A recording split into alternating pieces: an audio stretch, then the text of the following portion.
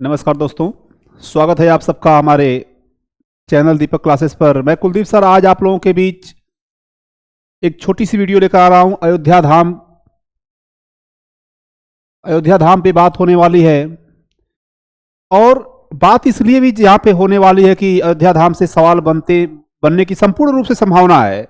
और जब सवाल बनने की संभावना है तो क्यों ना उस पर हम लोग बातचीत कर लें, क्यों ना हम लोग उस पर कुछ सवालों को पढ़ लें और क्यों ना उस पर हम डिस्कशन कर लें। तो हम बात जिस पॉइंट पे, जिस मुद्दे पे करने जा रहे हैं बहुत ही इंपॉर्टेंट है। आज अयोध्या धाम पे बात करने जा रहे हैं हम लोग। यदि कोई आपको और भी इसमें डीप जाना होगा, कुछ और पॉइंट पूछना होगा तो आप कमेंट के माध्यम से बात कर सकते हैं। सारी बिंदुओं पे चर्चा की जाएगी। हम शुरू करते हैं अयोध्या धाम के एक बिंदु से, एक छोर से दूसरे छोर तक जाते हैं और भी चीजें हैं इसमें। देखिए, हम कुछ पॉइंट टू पॉइंट लेकर आए हैं जो आपके परीक्षा की दृष्टि से बहुत इंपॉर्टेंट होने वाला है। देखिए, पहला पॉइंट जो हमारा है, अयोध्या राम मंदिर के लिए किस पारंपरिक वास्तुशिल्प शैली को अपनाया जा रहा है। यह सवाल देखिएगा कितना इंपॉर्टेंट है। अयोध्या राम मंदिर के लिए किस पारंपरिक वास्तुशिल्प शैली को अपनाया जा रहा है। तो जो शिल्प यानी कि जो कलाकारी वहां पे हो रही है, जो कलाकारियां हो रही है, कौन सी कलाकारी हो रही है, कौन सी प्रकार की डिजाइनें हैं, कौन सी प्रकार की नक्काशियां हैं, वही शिल्पकारियां कही जाती है। तो कौन सी शिल्पकारी को अपनाया जा रहा है वहां पे, इस पे हम सवाल बना है। तो इसका सटीक आंसर आपके सामने क्या है। अयोध्या राम मंदिर को राजसी नागर, कौन सी शैली है, नागर शैली। भैया ध्यान दीजिएगा, कौन सी शैली है, नागर शैली। नागर शैली को अपनाया गया। एक लाइन में जवाब सुन लीजिए, नागर शैली को अपनाया गया है। अयोध्या राम मंदिर को राजसी नागर शैली में बनाया गया है, जिसमें ऊंचे शिखर, स्तंभ, मंडप और जटिल नक्काशी। आप जब जाएंगे अयोध्या धाम में, ये जटिल, बहुत ही सुंदर नक्काशियां हैं। इतनी सुंदर नक्काशियां हैं कि नजर जो है कि हटती नहीं है उस नक्काशियों से। इतनी सुंदर एक दृश्य, एक मन को भाने वाला जो दृश्य दिखता है, जो उत्तर भारत की समृद्ध मंदिर विरासत से मेल खाती है। जो उत्तर भारत के जितने मंदिर हैं, उस सभी मंदिरों में, चाहे जिस भी मंदिर की हम बात करें, जो उसकी नक्काशियां हैं, जो उसकी बनावट है, जो उसकी संरचना है, इतनी सुंदर है, इतनी सुंदर है और जटिल भी है। आसान नहीं है कि ये आज हम शुरू किए और कल बना के रख दिए, ऐसा बिल्कुल नहीं है। अयोध्या राम मंदिर का फैसला सुनाने वाले जज कौन थे भैया, यह देखिए कितना आईएमपी हो जाएगा। अब यह सवाल सिर्फ एग्जाम की दृष्टि से नहीं, एक जानकारी रखने की दृष्टि से भी इंपॉर्टेंट है। जो राम मंदिर का फैसला आया था, उसके जो मुख्य जज थे कौन थे वर्तमान में, सीजीआई न्यायमूर्ति डीवाई चंद्रचूड़। तत्कालीन प्रधान न्यायाधीश रंजन गोगोई साहब थे। ध्यान दीजिएगा, नाम ध्यान दीजिएगा। पूर्व प्रधान न्यायाधीश एस.ए. बोबड़े साहब भी थे। एस.ए. बोबड़े साहब, पूर्व न्यायाधीश अशोक भूषण और एस अब्दुल नजीर। एस अब्दुल नजीर। अब देखिए, ये अब्दुल नजीर साहब भी उस कमेटी में थे, उस टीम में थे, जो जजों की एक टीम थी। बोबड़े साहब थे, चंद्रचूड़ साहब थे, गोगोई साहब थे, अशोक भूषण साहब थे। ये इतने लोगों का एक डेलीगेशन बना दिया गया था, एक टीम बना दी गई थी, एक टीम वर्क कर रही थी, जिसको हम टीम वर्क करते हैं। इसमें ये सबसे इंपॉर्टेंट क्या है कि अब्दुल नजीर साहब भी थे। इसमें अब्दुल नजीर साहब भी थे, ये मुख्य जजों की भूमिका में भी थे। आइए, अयोध्या राम मंदिर विवाद को सुलझाने में अदालती लड़ाई कितने समय तक चली है भैया, कितने वर्षों तक अदालती लड़ाई यानी कि अदालत में लड़ाई चली है। ये विवाद रहा है, ये हमारे और आपके लिए कैसी बात है, अब क्या ही बताया जाए। इस राम के देश में राम को घर दिलाने के लिए हमें कोर्ट में जाना पड़ा और उस कोर्ट में जो लड़ना पड़ा, हमें तो कहने में क्या ही है कि एक कानून व्यवस्था कैसी रही। कितने दिनों तक राम को हम घर नहीं दिला पाए, अपने आराध्य इष्ट को हम घर नहीं दिला पाए। अयोध्या राम मंदिर विवाद को सुलझाने में 134 वर्षों का लंबा समय लगा। 102 साल फैजाबाद जिला अदालत में 100 वर्षों से ज्यादा तो जिला अदालत में रह गया भैया मामला।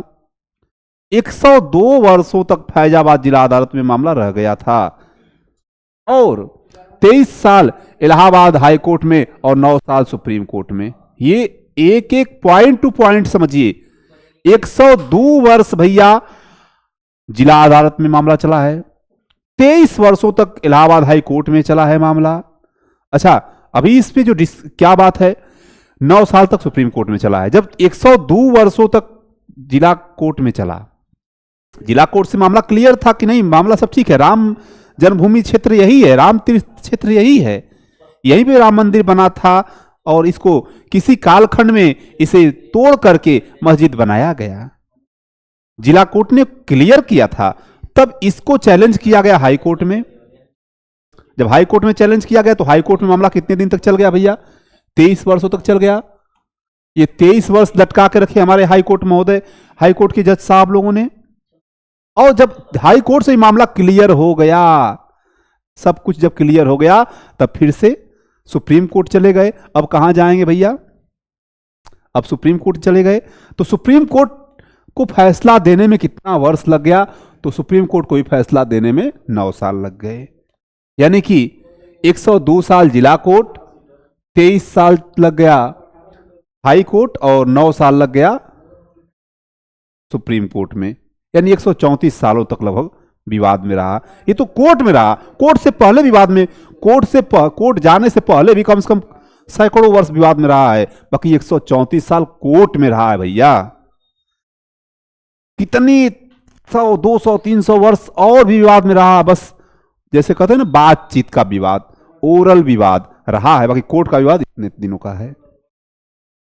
राम मंदिर का पुनर्निर्माण कब से शुरू हो गया था? पुनर्स्थापना का कार्य कब से शुरू हो गया? तो 5 अगस्त वर्ष 2020 को प्रधानमंत्री नरेंद्र मोदी ने शिला पूजन कर राम मंदिर पुनर्स्थापना की शुरुआत कर दी थी। यानी कि 5 अगस्त वर्ष 2020 को राम मंदिर का पुनः निर्माण का काम शुरू हो गया भैया। कब? 5 अगस्त वर्ष 2020 को राम मंदिर का पुनः फिर से निर्माण का काम शुरू हो गया। फैसला आ गया 19 में और 2020 में तो हो गया मामला। आइए, अयोध्या राम मंदिर के मुख्य वास्तुकार कौन है? वास्तुकार मतलब कि उसके शिल्पकार कह लीजिए, बनाने वाले। तो अयोध्या राम मंदिर के डिजाइन की परंपरा को चंद्रकांत सोमपुरा और उनके 2 बेटे निखिल और आशीष, चंद्रकांत सोमपुरा और उनके 2 बेटे निखिल और आशीष, ध्यान दीजिएगा, ये मुख्य वास्तुकार हैं। इस मंदिर के वास्तुकार हैं, मुख्य वास्तुकार चंद्रकांत सोमपुरा हैं। 3 लोग हैं, एक पिता और 2 पुत्र। ध्यान दीजिएगा, एक पिता और 2 पुत्र मिलकर के इस पूरी संरचना को डिजाइन देने का काम किए। उस पे साक्षात प्रभु राम की का आशीर्वाद है उन व्यक्तियों पे, वो भी कहीं चलते फिरते भगवान हैं। आइए, कौन है? ये चंद्रकांत सोमपुरा जी और उन्हीं के बेटे निखिल और आशीष। बड़ी इंपॉर्टेंट बातें हैं ये। आइए, श्री राम मंदिर के गर्भगृह की आसन शिला किस मार्बल, किस पत्थर, किस संगमरमर से बनी है भैया? तो इसको हम जानते हैं गर्भगृह, यानी कि जहां पे वो मूर्ति की स्थापना हुई है, उस मूर्ति की शिला जो है वो कौन से पत्थर, कौन से मार्बल से बनी है, तो उस पर हम बात करते हैं। तो मकराना मार्बल, क्या नाम है भैया? मकराना मार्बल। ये मकराना संगमरमर से बनी हुई है। कौन से संगमरमर से? तो मकराना मार्बल या मकराना संगमरमर से। राम जन्मभूमि अयोध्या को और किस नाम से जाना जाता है? तो राम जन्मभूमि अयोध्या को और हम दूसरे कई नामों से भी जानते हैं। राम जन्मभूमि अयोध्या को साकेत नगरी के नाम से भी जानते हैं, साकेत नाम से भी जाना जाता है, साकेत नाम से।